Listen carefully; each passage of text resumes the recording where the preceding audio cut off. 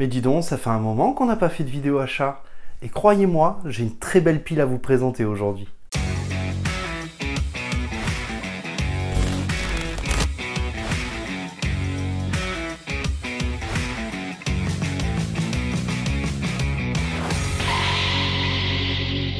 Salut tout le monde, j'espère que vous allez bien, bienvenue dans cette nouvelle vidéo achat comme vous l'aurez compris. Et j'ai une petite pile de mangas à vous présenter puisque ça fait un petit moment que j'ai pas procédé à quelques achats pour la simple et bonne raison que j'ai épuré un petit peu ma pile à lire. Mais trêve de bavardage, je vous propose tout de suite de commencer du côté de Lézard Noir avec les deux derniers tomes de la série Mauvaise Herbe de Keigo Shinzo. Keigo Shinzo que j'ai découvert notamment sur Hirayasumi, je vous en ai fait une vidéo juste ici. Je suis assez dithyrambique sur l'auteur, j'aime énormément son scénario, j'aime énormément la justesse de son écriture et j'aime énormément ses dessins. Et Mauvaise Herbe est une critique sociétale, certes, un peu comme Hirayasumi, mais beaucoup moins douce. C'est un drame qui nous raconte l'histoire de Shirio, cette jeune fille qui va se mettre à fuguer et qui va être découverte dans un bordel par le lieutenant Yamada, un lieutenant de police qui va la récupérer chez elle, tout simplement parce qu'elle lui fait penser notamment à sa fille décédée. Et on a une vraie histoire, très belle, très dure, très sombre, qui se fait entre le lieutenant Yamada et entre Shirio. Et j'avoue que j'apprécie énormément parce que ce récit, il est un peu scindé en deux tomes. C'est-à-dire que les deux premiers tomes vont nous plonger dans l'histoire, vont nous faire découvrir dans quelle ambiance on va plonger, dans quelle histoire aussi sombre, aussi mature, aussi violente qu'elle soit, le lecteur va se plonger. Et à la fin du deuxième tome, on va entrepercevoir une lumière. Voilà, une petite lumière au loin qui va être cette lueur d'espoir. Et ce tome 3 et ce tome 4, je l'espère, vont être la découverte de cette lueur d'espoir. Qu'est-ce qu'elle est? En tout cas, j'ai très hâte de vous reparler de Mauvaise Herbe, que j'apprécie énormément, que voilà, je trouve les personnages hyper attachants, malgré leur passé, malgré la difficulté du récit. C'est une histoire qui se base sur ce qui se passe réellement au Japon, avec des chiffres à la clé. Donc c'est pas toujours simple à lire, mais honnêtement, c'est une vraie petite pépite ce récit. Allez, on passe du côté de chez Casterman cette fois avec une série que j'avais très envie de continuer à lire, dont je vais essayer de m'obliger d'acheter un tome mensuellement pour essayer de rattraper mon retard sur la série et pour la finir le plus vite possible quand elle sera terminée. D'ailleurs, je ne sais même pas quand elle va se terminer. N'hésitez pas à me dire si vous avez l'info dans les commentaires. L'Habitant de l'Infini, tome double, qui nous raconte l'histoire de Manji, un samouraï vagabond qui est possédé par un ver qui le rend immortel. Mais pas totalement. C'est-à-dire que oui, il peut prendre des coups, il peut se faire couper la main, le bras, qui vont repousser, il peut se faire percer les entrailles, il ne mourra pas. Par contre, s'il se fait trancher la tête, là, il va pouvoir mourir. Donc, pas totalement immortel quand même, avec une faiblesse, c'est ça qui est intéressant. Et surtout, on a un personnage qui s'est donné un objectif, celui de battre 1000 personnes notamment, et qui va accompagner une jeune fille dans sa quête de vengeance, qui va vouloir se venger notamment des meurtriers de son père qui ont souillé son dojo. Voilà, c'est une histoire de vengeance, c'est une histoire qui nous fait découvrir un Japon féodal avec un côté un petit peu fantastique pour le coup, avec cet être immortel notamment, un personnage très dur, très solitaire, qui a une certaine vision de la vie quand même malgré tout, et cette jeune femme qui elle a un regard plutôt innocent et qui va se lancer à corps perdu dans la vengeance. Bref, c'est une histoire que j'apprécie énormément pour l'instant, je suis pas déçu après la lecture des deux premiers tomes, et j'espère que ce sera pareil avec ce tome 3. Allez, on continue du côté de chez Delcourt Tonkam, cette fois avec Hellsing. Et oui, Perfect Edition d'Hellsing, 15 €, une magnifique Perfect Edition, en couverture dure, avec un fond noir, une écriture en rouge qui nous rappelle notamment le sang, et on verra pourquoi juste après, un liseré, bref, très belle édition, 15 €, moi je trouve que le prix est extrêmement attractif, là où aujourd'hui on nous pond des Perfect et des Deluxe éditions à 20, 25, 30 balles, alors que les séries ne sont même pas terminées, sont toujours en cours, ce que je trouve assez incroyable quand même. Mais surtout, j'ai pris Hellsing, d'une part parce que je ne connaissais pas forcément le récit. Oui, je connais l'animé que j'ai vu dans les années 90-2000, mais je ne connais pas le manga à proprement parler. Et surtout, c'est une série finie en 10 tomes, donc 5 dans sa perfecte édition, ce que je trouve plutôt intéressant. 15 € pour une histoire qui va nous raconter notamment l'histoire d'Alucard, ce personnage, ce vampire qui va se mettre au service, qui est au service depuis déjà des dizaines, voire des centaines d'années de l'organisation Hellsing, une organisation qui est là pour protéger l'Angleterre protestante, il me semble, des vampires qui foutent le bordel, notamment en Angleterre. C'est une histoire relativement sombre, relativement violente, qui ne fait pas dans la dentelle, mais c'est aussi pour ça que je l'ai pris. Et je l'ai pris également parce que, tout simplement, j'adore les dessins. Voilà, les dessins sont très très jolis, ils ont un style très particulier, honnêtement, mais c'est ce qui, selon moi, fait le charme d'Hellsing aussi. Et puis, de temps en temps, une histoire de vampire, moi qui suis fan des monstres, des mythes et des légendes et des récits d'horreur, bah, c'est totalement ma came, quoi. Donc, je vais le lire très très vite, et je vais vous en reparler très très vite. Clairement. Du côté de chez Big Cana, cette fois, un petit achat, un petit tome pour continuer ma série. Cette petite série que j'aime lire, qui est relativement chill, qui me fait extrêmement plaisir, qui est un petit bonbon. Il s'agit de, oui, 100 Bucket List of the Dead, tome 8, que je n'avais pas. Alors, je les achète pas tous les mois, les 100 Bucket List of the Dead, tout simplement parce que c'est une série qui se lit relativement facilement, il faut le savoir, et surtout c'est une série qu'on n'oublie pas. Voilà, on n'oublie pas d'un tome à un autre, donc ça me dérange pas finalement de lire tous les mois ou tous les 2 mois un petit tome de 100 Bucket List of the Dead, et surtout, moi, je reviens sur ce que j'ai déjà dit en vidéo, hein, mais le ratio nombre de pages prix, il n'est pas spécialement intéressant hein, du côté de chez Big Cana, hein. Je trouve que c'est relativement cher. On est à un peu plus de 8 €, 7,95 € ou 8 €, voire un peu plus, pour un tome qui a si peu de pages. Mais alors, cette série, elle est incroyable. Je trouve la cover incroyable déjà, il faut le dire. Et non, vraiment, j'apprécie cette histoire qui nous raconte l'histoire d'Akira qui était presque au bord du burn-out et qui profite de cet apocalypse zombie pour quitter son travail et établir une liste de 100 choses à faire avant de mourir, qui va croiser des amis et qui va partir à l'aventure. Une aventure qui va être à la fois drôle, bourrée de thématiques intéressantes, intelligentes, et qui va être un petit vent d'air frais, honnêtement, sur les récits de zombies, les récits post-apo.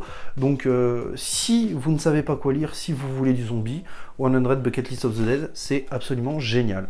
Mais dites donc, j'ai oublié quelque chose du côté de chez Casterman. Et en plus, c'est le plus gros achat de ce mois-ci, c'est le plus coûteux aussi, mais c'est aussi le plus volumineux. Il s'agit de Quartier Lointain de Jiro Taniguchi. Alors, pourquoi j'ai acheté Quartier Lointain ? J'ai acheté Quartier Lointain parce que j'ai entendu Adrien de la chaîne Sélection Manga me parler du Sommet des Dieux, d'une part, et en plus, je suis tombé sur la vidéo de Mangakam qui a fait un guide sur Jiro Taniguchi et que je remercie d'ailleurs Mangakam qui m'a aidé en MP sur Instagram pour choisir l'édition que j'allais prendre, et du coup j'ai choisi l'édition couverture dure de Quartier Lointain, qui est un peu plus cher que les autres éditions, qui est à 30 €, mais que je trouve absolument magnifique. Et voilà, j'avais envie de découvrir cet auteur, de par ce que disait Adrien, de par ce que disait Mangakam, et j'avais envie de lire comme premier récit Quartier Lointain qui me faisait de l'œil. Alors, 2 récits, en réalité, me faisaient de l'œil pour commencer Jiro Taniguchi. Quartier Lointain en priorité, et Le Journal de mon père en deuxième.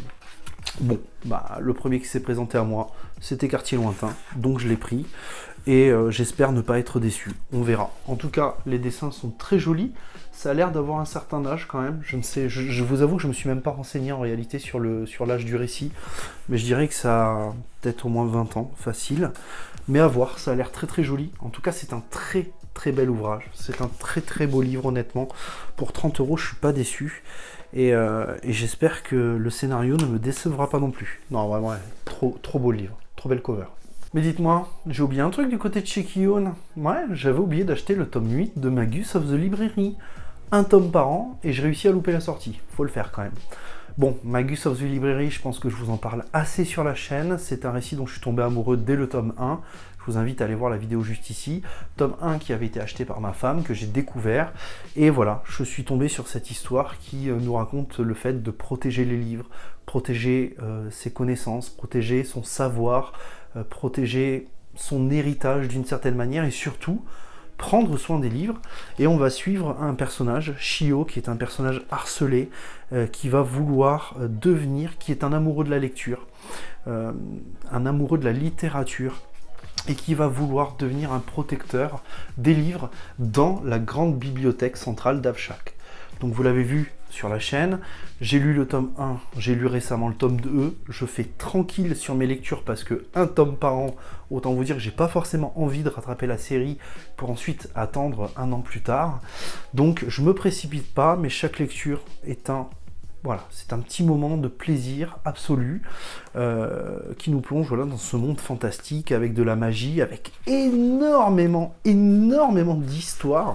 Regardez-moi ces pavés autour des régions, c'est absolument incroyable.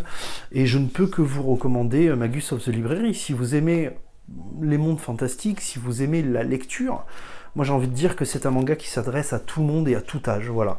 Il faut juste aimer les récits qui sont un peu verbeux, parce que ça l'est dans l'ensemble. Mais moi, après la lecture des 2 premiers tomes, je peux vous dire que c'est un véritable coup de cœur. Toujours du côté de chez Kiyun, le tome 4 et le tome 5, des carnets de l'apothicaire.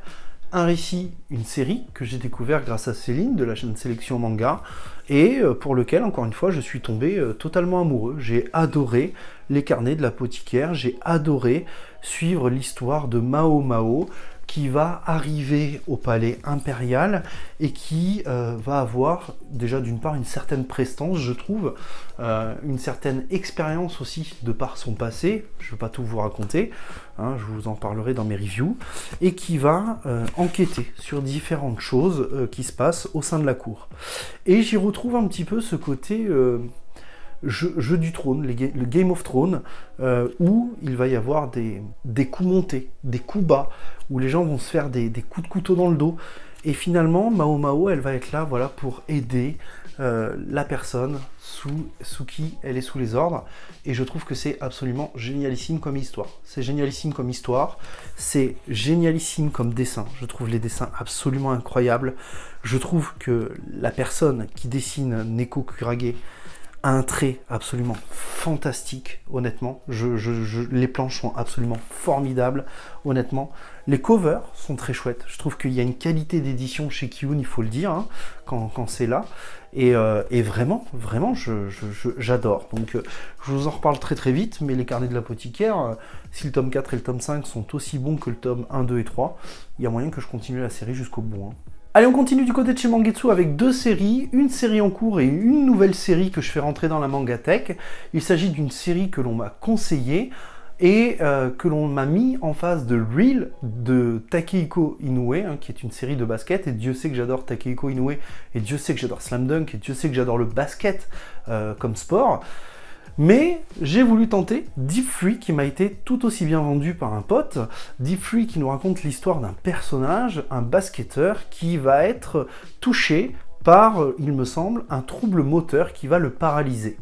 Donc on va voir, mais en tout cas le fait est que cette histoire qui mêle à la fois du sport et à la fois du handicap, je trouve que c'est très original, honnêtement. Oui, on a plein d'histoires autour du handicap, selon moi pas assez, très clairement, mais des histoires qui touchent au handicap et qui touchent au sport en même temps, je trouve que ça c'est plutôt rare, donc j'avais envie de lire Deep Free. Honnêtement, pour les avoir feuilletés, je trouve que les dessins sont vraiment pas mal du tout. Je ne connais pas le scénariste, Mitsuhiro Mizuno. Je ne connais pas non plus le dessinateur, Yosuke Tobimatsu. Donc on va voir, je vais vous faire un retour très rapidement de Deep Free. Et peut-être que ça va me plaire, ou peut-être que eh bien, ça laissera sa place justement à Real. Et enfin, pour finir cette vidéo du côté de chez Mangetsu, les 3 tomes de Land suivants, le tome 4, le tome 5 et le tome 6. Alors je les achète par 3 pour la simple et bonne raison que Land, c'est une série qui est terminée, qui est en 12 13 tomes, il me semble. N'hésitez pas à me corriger dans les commentaires, hein. Me mettre une petite tape sur la main comme ça. Land, c'est un récit que j'aime beaucoup, qui nous plonge dans un récit fantastique dans lequel on va suivre Anne. Anne qui s'est vue à la naissance être la jumelle d'une autre Anne d'ailleurs, qui va être sacrifiée parce que, et oui, quand les habitants dans ce monde ont des jumeaux, ils vont devoir en sacrifier un. Alors il y a plein de choses qui se passent dans ce monde, à savoir que déjà les habitants meurent toujours à l'âge de 50 ans. C'est un monde dont les 4 points cardinaux sont gardés par des gardiens, ce qui est assez fou. Et voilà, il y a plein de choses qui se passent. Il y a aussi de la sécheresse, il y a aussi de la famine, il y a des enfants cachés. On a un mélange de plein de récits différents. On peut penser au film Le Village, on peut penser à Peter Pan d'une certaine manière, avec les enfants perdus, les enfants abandonnés. C'est un récit avec des dessins très simples, très légers, très aériens, très inégaux également, qui ne plairont clairement pas à tout le monde, qu'on se le dise. Mais moi, c'est un récit qui me plaît. J'avais très envie de connaître la suite. J'ai très envie de voir où ça va nous mener, cette histoire. Est-ce que ça va me surprendre? Pour l'instant, c'est le cas avec les 3 premiers tomes. Donc, j'ai vraiment hâte de voir ce que ça va donner. Et en plus, on peut dire ce qu'on veut, mais je trouve que l'édition chez Mangetsu est plutôt jolie. Donc voilà. Voilà, on en a fini avec les achats de ce mois-ci. J'espère qu'ils vous auront plu. N'hésitez pas à me dire en commentaire ce que vous pensez de mes achats. Hein, et puis n'hésitez pas à me dire ce que vous avez acheté ce mois-ci. Ça m'intéresse. Ça me rend hyper curieux parce que oui, quand dans vos achats, vous me donnez des titres que je ne connais pas, forcément, je fonce voir sur Nautiljon ce que c'est, en combien de tomes c'est, et je vais lire aussi le synopsis, voir si ça peut me plaire et si je dois le rajouter à ma wishlist ou pas. Donc oui, faites-le, n'hésitez pas. N'hésitez pas à commenter cette vidéo, n'hésitez pas à la liker, à la partager, à vous abonner, à mettre la petite cloche, ça me fait plaisir et ça m'aide surtout. Et puis, si vous voulez parler manga hors des vidéos, eh bien, n'hésitez pas à rejoindre le Discord, il est là pour ça, lien dans la description. Je vous dis à très vite, prenez soin de vous, et n'oubliez pas, hein, de grands mangas impliquent de grandes lectures. Ciao tout le monde!